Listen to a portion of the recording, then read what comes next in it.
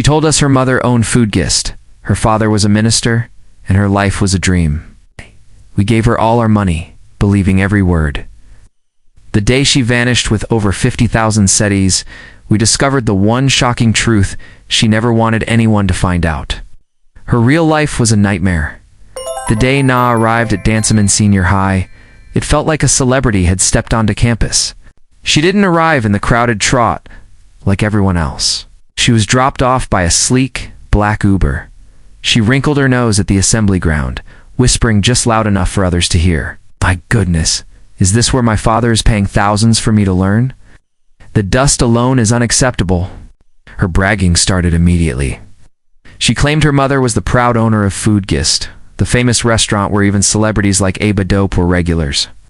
Oh, Aba Dope and my mom are like sisters, she'd say, waving her hand dismissively. She tastes all the new recipes before anyone else. Her father, she claimed, was a powerful minister who was too busy managing the country's affairs to attend PTA meetings. Nah, as she insisted on being called her real name. Mabel was too common, quickly assembled a group of 6 impressionable friends. She called them her crew. She would send them on errands. Ajoa, go and buy me a fanis from the canteen. Keep the change. Kofi, carry my books for me. My driver will give you a tip tomorrow. They were mesmerized by her aura of wealth and power, hoping some of it would rub off on them. Meanwhile, the rest of the school was divided. Some were envious, others were in awe, and a sharp few were deeply suspicious. A group of girls, led by the observant AMA, started gossiping. Did you see her shoes yesterday? Amma would whisper in the dormitory. She said they were from Dubai, but I saw the same label at Makala Market. Another would add, and why does she always stay back after school? Her driver is so important, why is he always late? Na's after-school routines became the school's biggest mystery. When asked, she had a repertoire of excuses. I have extra lessons with teacher Blessing, says my writing is exceptional. My father's driver is stuck in traffic from the ministry. The president himself might be causing the holdup. I'm supervising the cleaners. My mother said I should report if the place isn't to our standard. Curious students would try to follow her. They'd hide behind the school gate or the nearby kiosks, but Na was a ghost. She would slip through hidden paths, change her direction suddenly, or even hide in the church compound next door until everyone gave up. Then, she launched her grand scheme. During a school assembly, she gave a speech about financial empowerment. You all save your money under your mattresses, she announced.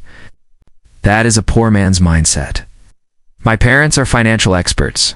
Give your savings to me for safekeeping. As a sign of their goodwill, they will add 50% interest to whatever amount you collect at the end of the term.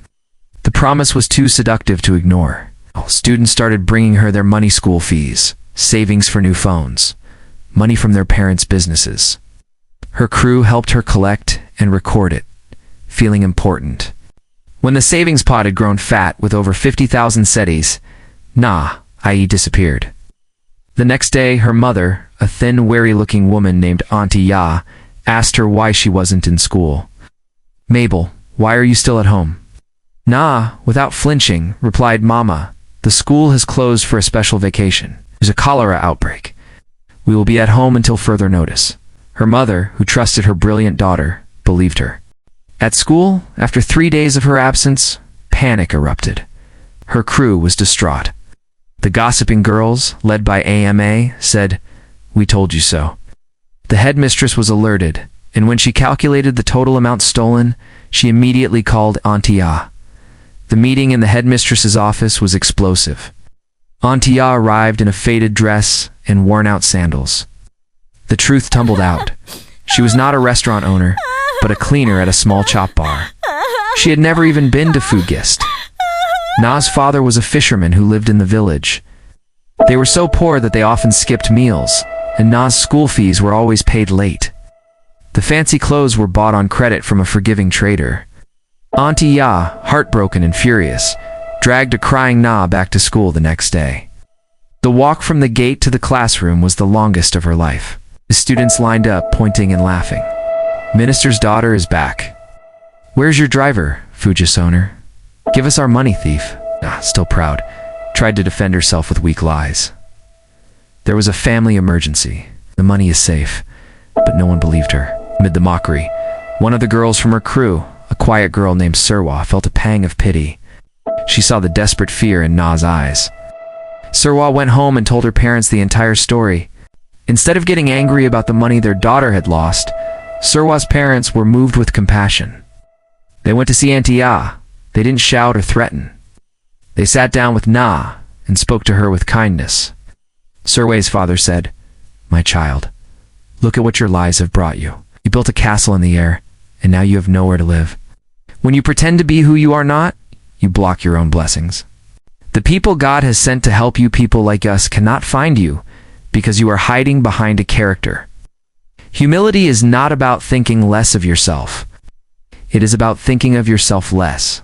Be true, and the right people will find you and love you for who you are, not for the stories you tell." For the first time, Mabel broke down completely. The walls of pride crumbled. She apologized to the entire school in a tear-filled speech and promised to pay back every cedi, even if it took her years. Surwa's family, touched by her sincerity, helped her family with a small loan to start a petty trade and even paid for her final year's school fees. From that day on, Mabel turned a new leaf. She dropped the Princess Ni act, focused on her studies, and became a quieter, more genuine person.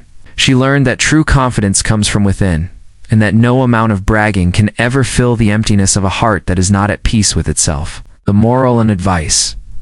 Mabel's story is a powerful lesson for all of us. In a world that encourages us to show off and pretend, remember this: your destiny helpers cannot recognize you behind a mask. Bragging builds a prison of loneliness, but humility? Humility builds a bridge. It connects you to the people who will see your struggle, appreciate your truth, and offer a hand to lift you up. Stay real, stay humble, and trust that your genuine story is enough to attract the blessings you deserve. If this story touched you, taught you something, or reminded you of someone, comment, like, and subscribe to support my channel.